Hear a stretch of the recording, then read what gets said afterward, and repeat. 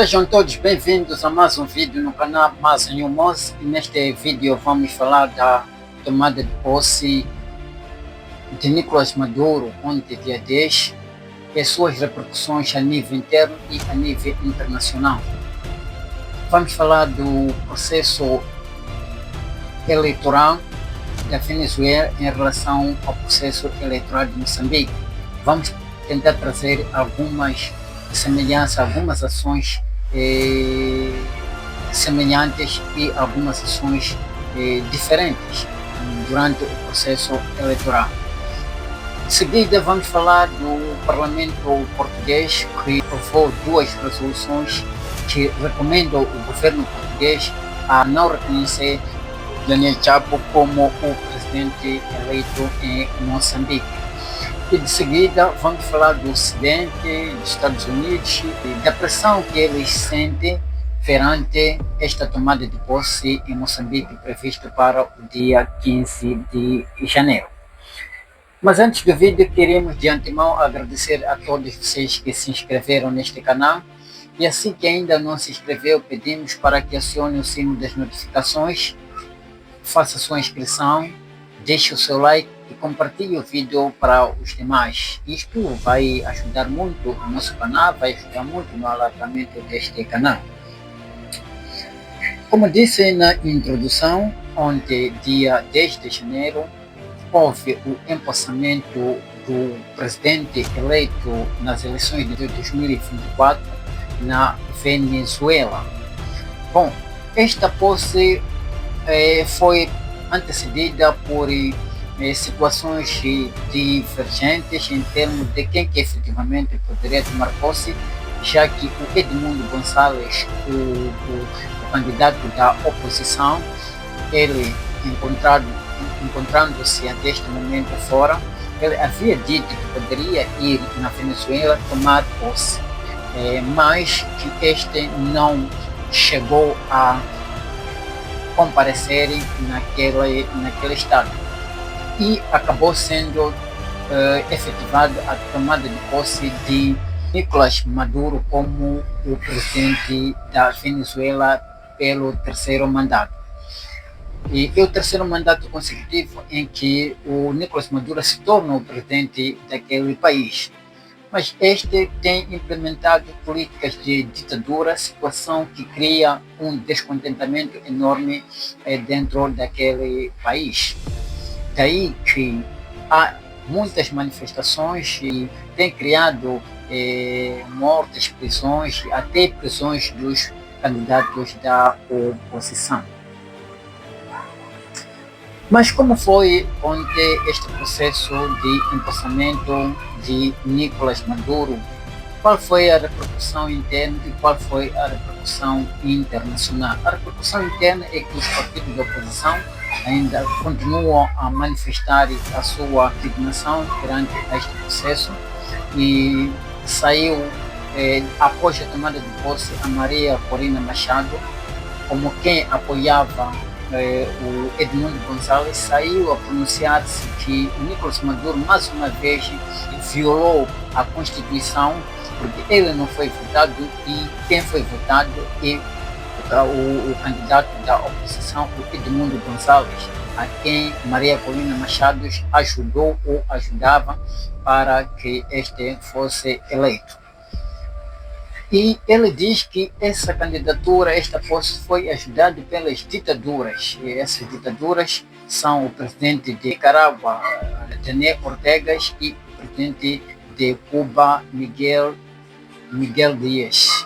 Então são essas ditaduras, no dizer da candidata Corina Machado, que essas duas ditaduras é que ajudaram na tomada de posse do Nicolás Maduro. E em termos de representatividade, não tivemos grande representatividade naquela tomada de posse, e os únicos presidentes como tais que se representaram foram desses dois países, que são Nicarágua, o Daniel Ortega e o Miguel Dias, o presidente de Cuba. Então, e de outros países como o Brasil, como eu tinha dito no vídeo de ontem, o Brasil tem alguns laços com, com Venezuela, porque Venezuela tem maiores laços com China e a Rússia. E o Brasil, para não, devido a esses pequenos laços, para não dizer que ao menos teve uma representação, limitou-se em mandar os embaixadores para participar daquela tomada de posse. Então, não tivemos grande representatividade a nível internacional naquelas eleições. É um sinal de que houve, na verdade, um descontentamento, houve, na verdade, as eleições foram, na verdade, fraudulentas. Em termos de outras repercussões, tivemos as vozes dos Estados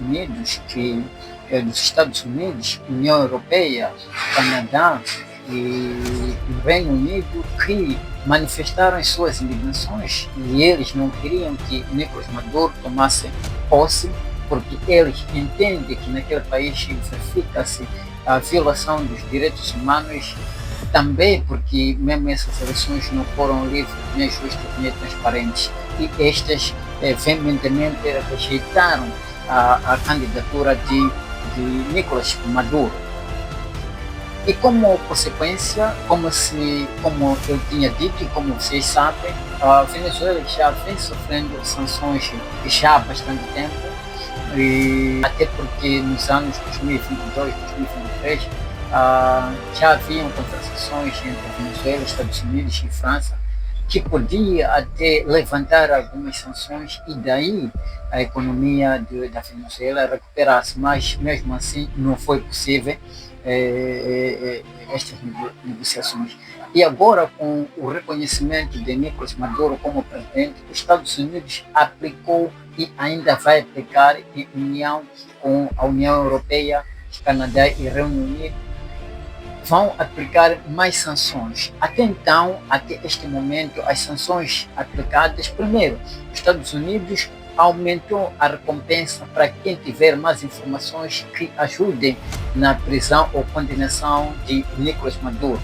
A recompensa é de 25 milhões de dólares àqueles que fornecerem informações que ajudem para a prisão de Nicolás Maduro. Então, é muito dinheiro. Então, há esse esforço internacional para fechar e limitar a influência e a liberdade de Nicolás Maduro. 25 milhões de dólares para quem fornecer informações para a sua condenação ou prisão. E essas recompensas também são alargadas para o ministro de Defesa e o ministro do Interior. O ministro do Interior, que é o Diosdado Cabello, e para o ministro de Defesa, que é o Vladimir Padrino. Então, o ministro da Defesa, tanto como o ministro do Interior, também são alvos para a detenção ou condenação. E as recompensas são alargadas para aqueles que tiverem também informações que visam condenar esses dois líderes, o ministro do Interior e o ministro de Defesa. Então temos essas recompensas que os Estados Unidos oferecem para quem tiver informações para condenar a estas três entidades: o presidente, o ministro do Interior e o ministro da Defesa. Mais do que essas recompensas, outras sanções imediatas são: os Estados Unidos sancionou 8 altos funcionários ligados ao governo de Maduro. O Reino Unido sancionou 15 funcionários ligados ao governo de Maduro. E o Canadá também sancionou 14 funcionários ligados ao governo de Maduro. E a União Europeia também está em união com esses altos funcionários ligados ao governo de Maduro. E outras sanções ainda poderão ser aplicadas tanto pelos Estados Unidos, assim como pelos países do Ocidente. Então, temos essas consequências imediatas da tomada, resultado da tomada de posse de Nicolás Maduro. Os altos funcionários que são sancionados, estes estão proibidos de usar ativos que se encontram naqueles países como nos Estados Unidos, na Inglaterra, em Canadá e até na União Europeia. E são proibidos de pisarem nesses países. Então, essas foram as sanções imediatas logo após a tomada de posse de Nicolás Maduro. Então, são essas repercussões internacionais a quanto a tomada de posse de Nicolás Maduro. Então, só para ver até que ponto o Ocidente faz pressão quando o Estado, quando aquele Estado é tomado como um Estado que não observa as leis democráticas, os princípios democráticos e não tem relações com os países ocidentais. E como eu disse, e como vocês talvez sabem, que a Venezuela tem bastantes relações com China, com Rússia, com Brasil, com Nicarágua, com Cuba e outros países. E atualmente acabou cortando muitas relações até com Paraguai, com Chile, alguns países que ainda haviam relações. Então houve corte diplomático após essas eleições fraudulentas. O segundo ponto que vamos discutir é em relação ao processo pré-eleitoral, até as próprias eleições da Venezuela, e fazendo uma analogia com o processo pré-eleitoral de Moçambique. Bom, como eu disse, nos anos 2022, 2023, Nicolás Maduro havia iniciado essa abertura com os outros países a fim de recuperar, de levantar algumas sanções, daí que teve conversações com os Estados Unidos, França e outros países a fim de que essas sanções sejam levantadas, não é? E que essas negociações, aliás, assinou-se um tratado chamado de tratado ou chamado de Acordos de Barbados, e esses acordos visavam efetuar eleições livres, justas e transparentes e permitir que observadores internacionais participassem no ato das eleições. Então, esse acordo visava melhorar que a Venezuela seguisse esses princípios democráticos. Também visava eleições livres, justas e transparentes e o levantamento das sanções. E que este acordo foi violado, não é? O que terá acontecido? Quando se aproxima a época pré-eleitoral, então certamente tinha que haver alguns candidatos que pudessem concorrer ao lado de Nicolás Maduro. E uma delas é aquela que eu disse a princípio e falei no vídeo de ontem, que é a Maria Corina Machado. E esta ganhou logo no processo pré-eleitoral como a candidata que podia concorrer ao lado de Nicolás Maduro. Mas feitas as pesquisas, havia maior índice de que a Maria Corina Machado pudesse ganhar as eleições. Maduro, ao notar este índice maior da possível vitória de Maria Corina Machado, o Nicolás Maduro limitou a candidatura dela, alegando que ela apoia as sanções ocidentais. Então, alegou estes motivos de que a Maria Corina Machado está a favor das sanções do Ocidente. E pronto, daí foi barrada a sua candidatura. E de seguida veio uma outra candidata, que é Corina Yoris, então uma professora de filosofia que podia também concorrer como a candidata da oposição, e que a Maria Corina Machado poderia também ajudar a Corina Yoris para concorrer ao lado de Nicolás Maduro. E por conta disso, muito quase para terminar o período eleitoral, E a equipa a CNE, ou aquela equipa organizacional das eleições, inventou uma história alegando que não conseguiu fazer o registro da Corina Yoris. E daí, novamente, foi boicotada a segunda candidata que poderia concorrer ao lado de Nicolás Maduro.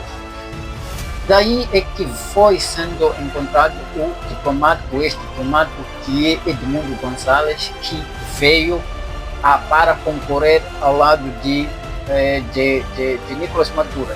Tudo isso era tentativa de encontrar um candidato fraco para poder concorrer ao lado dele. Só que acontece que o Edmundo Gonçalves concorreu e foi ajudá-la Maria Corina Machado, a quem tinha maior índice de popularidade. E, na verdade, essa ajudou de que a contagem paralela feita pelos partidos da oposição deu vitória a Edmundo Gonçalves. Situação que criou tumultos e que acabou com que o Edmundo Gonçalves pulasse para a Espanha pedindo asilo para a Espanha. E até então encontra-se fora da Venezuela, não conseguiu estar presente ontem como prometera para tomar posse como presidente. E acabou mesmo. Em relação a Moçambique, fazendo uma relação, certamente temos casos semelhantes. Todo o processo pré-eleitoral foi caracterizado por processo de rejeição de alguns partidos a concorrer, a exemplo do partido, a exemplo da Aliança Democrática, que foi rejeitada quase nos últimos momentos para concorrer, e que esta aliança que era que tinha como o maior candidato da oposição o Venâncio Mondlane. Então, por saber que o Venâncio Mondlane tinha maior popularidade, então alegou-se fundamentos jurídicos de que este candidato não reunia, aliás, este partido não reunia requisitos para que possa concorrer. Daí que foi impedida de concorrer às eleições. E situação que segue é que o candidato que tinha maior número de popularidade, que é o Venâncio Mondlane, tinha que se aliar a outro partido, que é o partido Podemos. Mas mesmo assim houve muita dificuldade para que isto fosse consolidado, mas enfim acabou sendo consolidado. Então, fatos semelhantes são essas situações de tentativa de impedir os maiores candidatos a concorrerem ao lado dos partidos no governo. Então, essa tentativa de boicotar os partidos da oposição com maior número de popularidade. Então, são situações semelhantes às que aconteceram na Venezuela. Então, temos essas situações semelhantes. E por quê? Porque temos os partidos MDM, os partidos RENAM, que já estavam por si enfraquecidos. E, por isso, o partido no poder não tinha muito medo com esses partidos. E, por outro, também o partido RENAM já tem bases e já não tem muitas. O que não tem efetivamente é a maior força de liderança, mas o que não lhe falta é o que é difícil é impedi-lo de concorrer, mas que o governo sabe que ele já não tem maior candidato que possa enfraquecer ou que possa pôr em causa a candidatura do partido no poder, que é o partido Frelimo. Então, já que os outros partidos que eram suportados por Venâncio Mondlane, por sentir esta forte popularidade que estava ao lado de Venâncio Mondlane, daí que se criaram muitas situações que quase que Venâncio Mondlane não concorria ao lado de nenhum partido. Então, são essas situações semelhantes e que tanto as eleições de Venezuela quanto as eleições de Moçambique foram eleições fraudulentas, isso não resta nenhuma dúvida. Mas assim, tanto a CNE da Venezuela quanto a CNE de Moçambique reconheceram os partidos do governo como os candidatos do partido do governo como candidatos vencedores daquelas eleições. Então temos situações aqui semelhantes no processo eleitoral até as eleições. E, pontos. E agora temos a tomada de posse aqui em Moçambique, que está marcado para o dia 15. E temos, até então, começam algumas repercussões internacionais do Parlamento português, que recomenda que o governo não reconheça o Daniel Chapo como o presidente de Moçambique, o presidente eleito, o presidente de Moçambique. Então, esta é uma repercussão muito forte que começa pelo Portugal. Não sabemos efetivamente qual será a resposta do presidente do governo português, mas que o Parlamento já recomendou para que o governo não reconheça o Daniel Chapo como presidente eleito em Moçambique. Bem, essas são duas resoluções que foram aprovadas. Uma é a resolução do Partido Liberal e que pede que o governo não reconheça Chapo como presidente, e outra é a resolução do Partido Chega, que diz que as eleições devem ser recontadas. Então são resoluções consensuais, são decisões consensuais que recomendam ao governo a não reconhecer o Chapo. Bom, não sei, talvez esse seja. E agora, qual vai ser a posição exata da União Europeia, dos Estados Unidos e de outros países? Se o Parlamento português já deu este primeiro passo, porque era um dos países que fosse esperado a se pronunciar perante a estas eleições que foram caracterizadas por situações irregulares, por fraudes, e também verificou-se a violação dos direitos humanos, assim como tem se verificado na Venezuela. Temos violação de direitos humanos, temos eleições fraudulentas. Então, o governo português o Parlamento português já tomou essa decisão. O que será agora do Parlamento Europeu, da União Europeia, e o que será agora dos Estados Unidos? Daí passamos para o quarto ponto, a pressão do Ocidente. O Parlamento português já tomou a dianteira, e qual será a decisão da União Europeia? Qual será a decisão dos Estados Unidos, do Canadá, do Reino Unido, essas grandes potências, essas grandes organizações? Qual será a reação? Estamos perante duas situações semelhantes, Venezuela, Moçambique, e tudo está a acontecer nas épocas muito aproximadas, não é? E como que o Ocidente se vê perante a esta situação?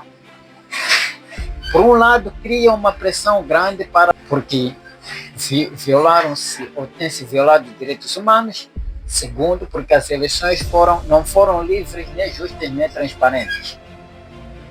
E em Moçambique também verificamos violação dos direitos humanos. E as eleições também não foram livres, nem justas, nem transparentes.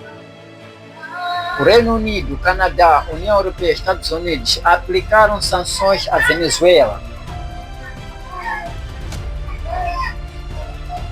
E em Moçambique, com as mesmas situações, o que será dessas organizações, desses estados?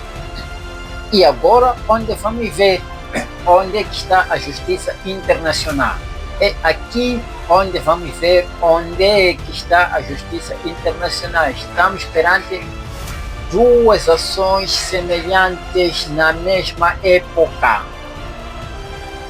Qual e como será a justiça internacional perante o Estado moçambicano? O Parlamento português já deu um passo.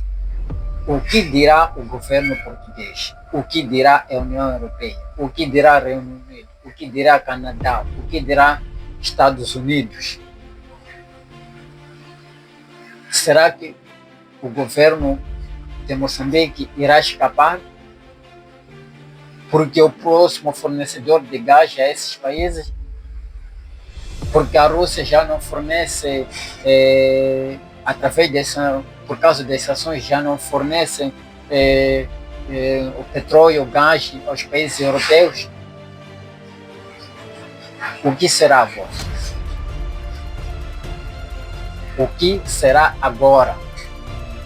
Estados Unidos, Canadá, Reino Unido, União Europeia, Portugal e outros mais países.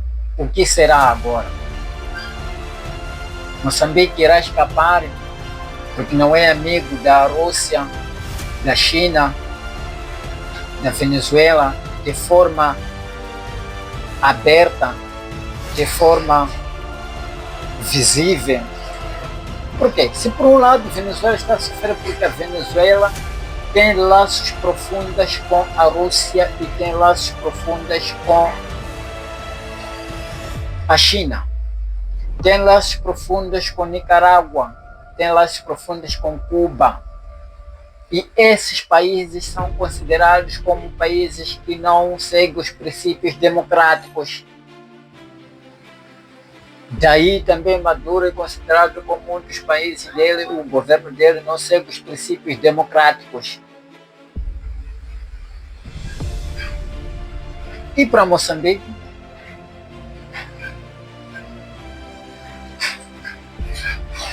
Eleições fraudulentas, violação de direitos humanos. Venezuela, eleições fraudulentas, violação de direitos humanos. Ameaça aos partidos de oposição na Venezuela, ameaça aos partidos de oposição em Moçambique.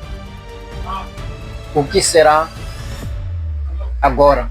Qual será a decisão do Ocidente perante esta situação? É isso que vamos esperar. Eu também estou ansioso em querer saber do que será, o que dirá o Ocidente. Será que o governo de Moçambique será sancionado, assim como foi sancionado o governo venezuelano? Será o Moçambique que irá sofrer sanções desses países da Europa? Ou não? Porque Moçambique fornece gás ou será o maior fornecedor de gás ao Ocidente. É aqui onde vamos comprovar a justiça internacional. Qual será a justiça internacional frente a situações semelhantes de Venezuela e Moçambique?